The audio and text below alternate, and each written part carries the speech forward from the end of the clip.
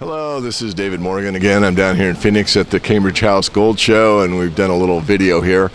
I want to show you this. This is a note, and it's a silver certificate, which is different than what we see today. And I want to state a few things about it. Reading from the top, silver certificate. This certifies that there is on deposit in the Treasury of the United States of America $1 in silver payable to the bearer on demand.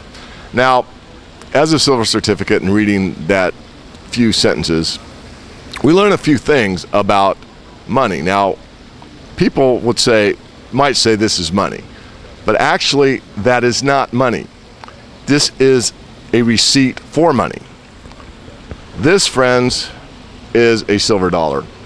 This is an 1881 Morgan, and this is what you could at one time get by exchanging this silver certificate. Of course, you can no longer do that. But if you notice this note, the certificate, it tells you who, the bearer. It tells you when, on demand. It tells you where the silver is held, in the Treasury of the United States. And it tells you the amount, $1. And $1 is not 1 ounce. $1 is 371.25 grains of fine silver, which is what is in that coin. So is that money? No, it's not money. It's actually a receipt for this, which is money. Now, that's my take. Now, I'd like you to look at today's modern money. And today's modern money doesn't say much.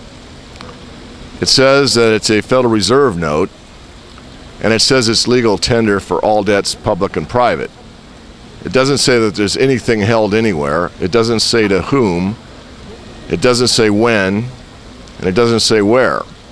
It basically is an edict by government, which means fiat, that's used in circulation, and certainly it has value. You can use this today to buy, I think gum you can get for $1 or less. But the point being that there's been a transition from honest money of silver and gold to what we currently have. And most of today's money is actually held in computer memories. It's basically all been digitized. And that's true not only of the banking system, but the brokerage system as well.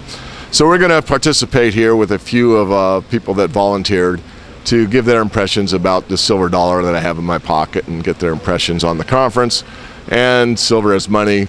And we're just going to have a little bit of fun here. So I welcome you all to sunny Phoenix, and thank you for your attention. Gold Conference, the first time the Cambridge House has come to sunny Phoenix, and coming from a lot of snow in Spokane, I've got to say I'm enjoying the hot weather. We're going to do a little fun thing here for YouTube. We're going to talk about silver and money.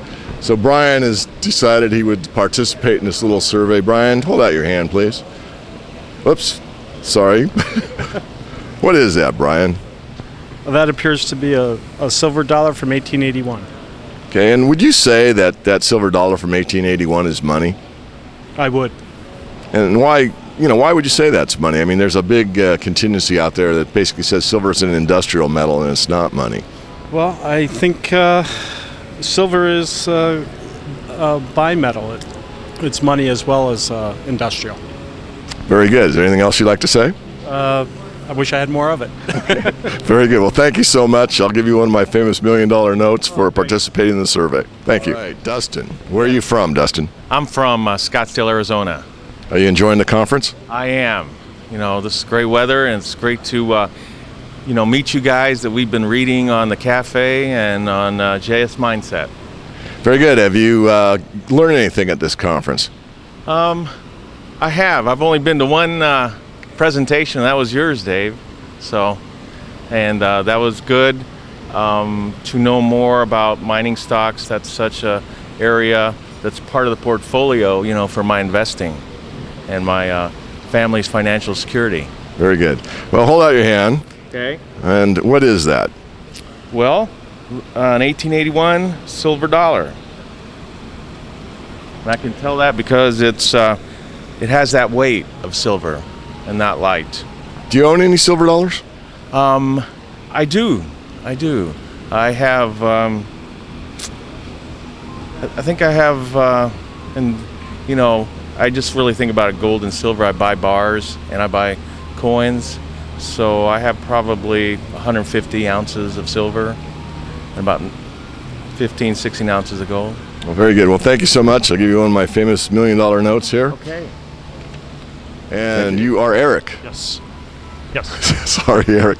Got to get the mic control. I'm not feeling that well, as you know. So you enjoying the conference? Yes, I am. And you've met me before. I remember your name. I know you're one of my long-term subscribers. Yes. And you enjoy my work? Yes, I do. Been subscribing since 2004. And so you made some winners, made some losers, but overall you're probably up, right? I've done well, and then I also am a stockbroker, so with some of your recommendations, I've had a lot of clients that have been very happy. Well, very good. Well, I love to hear that. Okay, I'm going to drop this on you right there, and look at it carefully. It's a little different than what I dropped last time. What is that, and what do you think about it? That's a 1965 Canadian dollar. Let's see. Obviously, with the age, it's not as shiny as it should be, but I believe this is a silver dollar. It is. The United States went off the silver standard in 1965, but Canada didn't. So we see the mint mark on here, as you said, is 1965, but this actually had a fair percentage of silver in it. The Canadian coins did the Roman approach, which was to decrease the amount of silver year after year until they abolished it totally. So different governments had different approaches. Thank you for your time. Thank you. And one of my famous, and you probably have one already, $1 million notes. Thank you, Eric. Chris. Okay, today we've got Chris with us, and he's going to participate in a survey. I just got to find a random coin here to drop on him and see what he has to say. Are you enjoying the conference? Oh, immensely, immensely.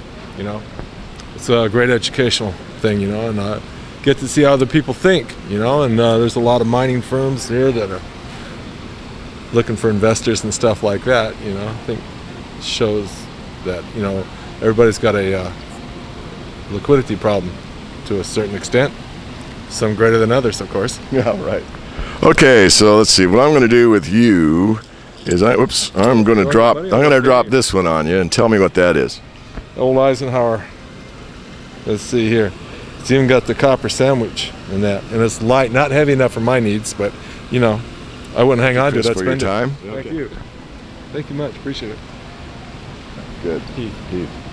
Heath, are you enjoying the conference? Having a great time. Great time. Learning a lot. Have you been to an investment conference in the resource sector before? Not in the resource sector. This is my first time. Okay. And what do you think about, you know, we're a little out there. I mean, we're outside the box thinkers. We're contrarians, you know. We have a different approach, a different way of looking at things. Do you agree with it for the most part? For the most part, I do. And what I think is important, the reason why I'm here is that, you know, I think a large percentage of the population really isn't invested in this area. So definitely learning a lot. Agree with a lot, disagree with some, but overall I think it's a great learning experience. Well, it's good to think on your own and certainly question everything. Question me, question what everyone says. A leader's the guy that when all the lemmings are going off the hill, the leader's the one that turns around and says, I'm going this way.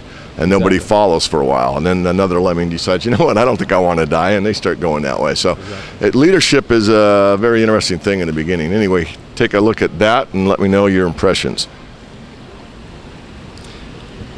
Has some weight to it, that's for sure. United States, America, $1. Looks like silver to me. It is indeed. That's a Morgan dollar from 1881, and I'm not going to give it to you, but I'll give you something not nearly as valuable, a piece of paper that says 1 million on it for participating in our survey, and I thank you, and it was a pleasure to meet you. Pleasure to meet you too. Thank you. Okay.